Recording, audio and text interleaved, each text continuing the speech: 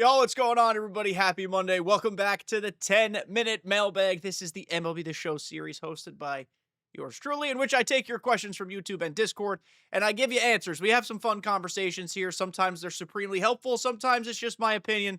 But either way, we have a great time. So if you want to be involved, as this series cannot happen without you, the loyal viewer, leave your question down below. Join the Discord, leave it there, and maybe you could be featured next week. All right, let's get to the questions. Ladies and gentlemen, very quick life update before we get going. I know people prefer when I get to the point faster. I understand. It's also my channel. Me and my wife bought our first house. So, incredibly overwhelming, exciting, scary. Life will change in like the next 5 to 6 weeks. I will be as forthcoming as possible with any video pauses or content that's got to be skipped. Don't worry, I ain't going nowhere. Just life happens.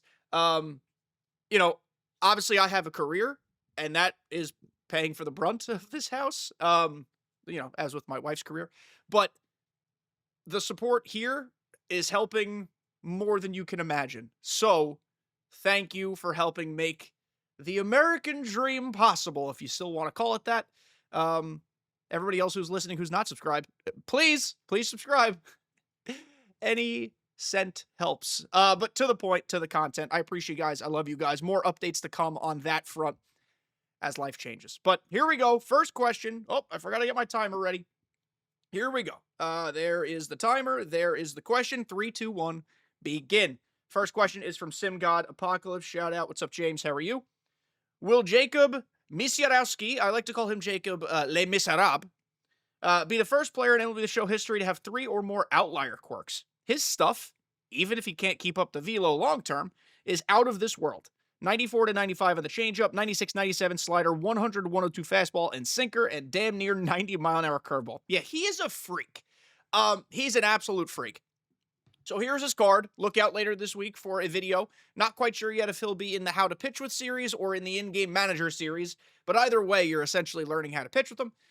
Jury is still out on him as I have not used him yet. But if you look at his velo, I don't think it's entirely accurate. 99 fastball, 92 slider. He does have outlier on both of those. So he's already halfway to 4 outliers. The curveball at 84 is on the lower end based on, the metrics you're telling me. And the 88 changeup is close. Nah, not really. 94, 95, it ain't close. So, plus he needs a sinker, which I just realized he doesn't have. Oh, am I really going to use this card? Maybe. I don't know. He needs a sinker for a 5th pitch. So, giving a pitcher a second outlier a couple years ago when that first started, that was like a big deal. That was like potentially a game-breaking thing. It's led us to the John Donaldsons of the world. Misiorowski, Les Miserables, for sure deserves the outlier slider that he has, though I've read some comments that it doesn't work as it's supposed to. I guess I'll see that for myself. Giving a pitcher 4 outliers would be craziness. I could see them giving him an outlier circle change. Outlier curveball, like, I guess the outlier knuckle curve exists. I don't know. What do you guys think about that? That's kind of fun now that I'm really thinking about it. It wouldn't happen until the end of the year. So it wouldn't necessarily be game-breaking at that point because only the sweat-dedicated people are playing at that point anyway, like myself. What I worry about is, does 4 outliers make the card worse? His control is already cat shit. An outlier makes your par region bigger, effectively making your control worse. It's semantics at that point, but effectively it makes your control worse. I worry about the pitch speed differentials, though I guess if they all have outlier, the pitch differentials remain in those same margins, right? I don't know. I can see a situation where he gets his outlier fastball, he keeps his outlier slider, and if they add a sinker, he gets an outlier sinker. Then he just has a 90-mile-an-hour curveball and a 94-mile-an-hour changeup. I wonder if they can program curveball and changeup to reach those speeds without outlier. That's, I guess, the key question here. If they can program a 90-mile-an-hour straight-up curveball without outlier, that might suffice. But if curveball can only go up to like 86, maybe they need to put outlier onto it. You know, I don't know the background programming of how all these pitches are mapped. That probably is the question. But Jacob Le Misérable is a freak. He's incredible in real life. I hate to even bring it up. I just cross my fingers, homie's shoulder and elbow, stay okay. This guy is an electric factory. 6'7", 190, dude's also a beanpole. But he is exciting as all hell to watch. So stay tuned later this week for a video. I hope we do okay with him.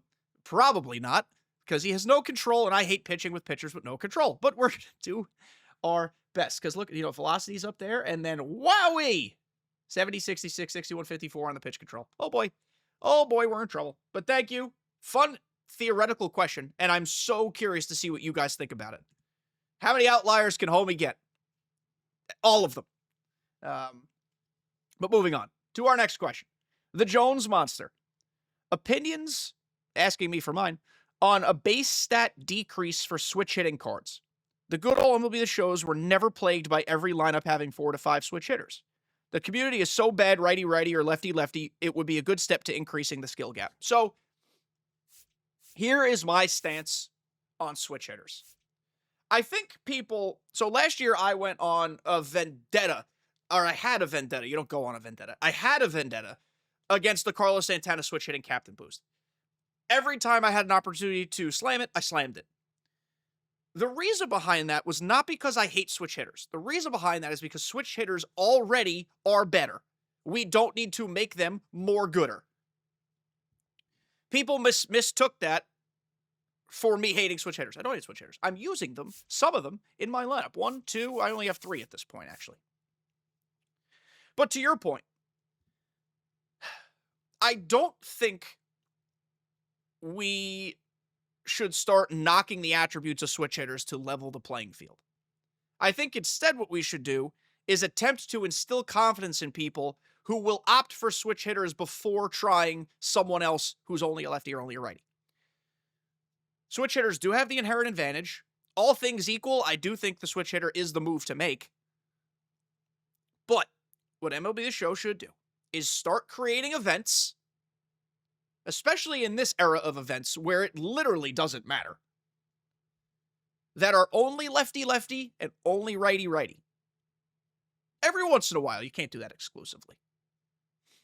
What that will do is force people, I'm comfortable hitting lefty-lefty, righty-righty. It will force people otherwise not comfortable in doing so to learn how to do so. You will take reps after reps after reps, lefty-lefty, righty-righty.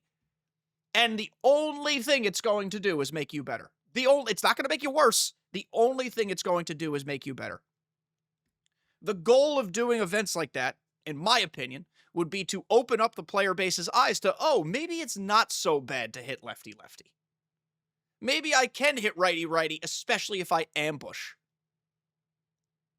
It opens up possibilities for people to learn about new swings, new cards. Events should be all about people testing new things, new players, new strategies, lefty-lefty, for example.